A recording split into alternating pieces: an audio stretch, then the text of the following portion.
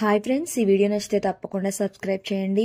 ఇక అనన్య శరణ్య పుట్టినరోజు కావడంతో శరణ్య ఇంకా దర్శన్లు గుడికి వెళ్దామనుకుంటారు. ఈ విషయం తెలిసిన కాంచన అయితే వాళ్ళు వెళ్లే కారుకి బ్రేకులు అయితే తీసేసి ఎంతో సంతోషంగా వచ్చి అనన్యకైతే చెప్తూ ఉంటుంది.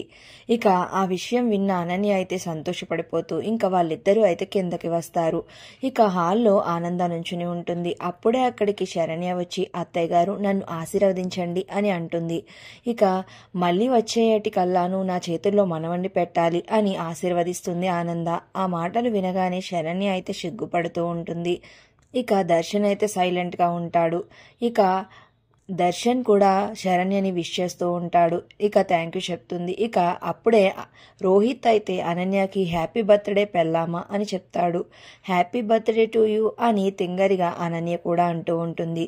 ఇక అప్పుడే లీలావతి అంటుంది, గుడిలో శరణ్య ఇంకా అనన్య పేరు మీద అర్చన చేయించు కన్నా అని చెప్తుంది దర్శన్కి. సరే పెద్దమ్మ అని అంటాడు. ఇక వాళ్ళందరూ బయటికి వస్తారు. ఇక అప్పుడు దర్శన్ అంటూ ఉంటాడు, అన్నయ్య 2 కార్లు ఎందుకు, మనం వెళ్ళేది గుడికే కదా, రండి ఈ కారులో వెళ్దాం అని అంటూ ఉంటాడు. సరేరా అని రోహిత్ కూడా దర్శన్ కారు ఎక్కబోతూ ఉంటాడు. ఇక అప్పుడు కాంచన అంటూ ఉంటుంది, ఎందుకు బాబు 2 కార్లు ఉన్నాయి కదా, చిన్నల్లుడి కారులోనే వెళ్ళాలా, మనం ఈ కారులో వెళ్దాం అని అంటూ ఉంటుంది.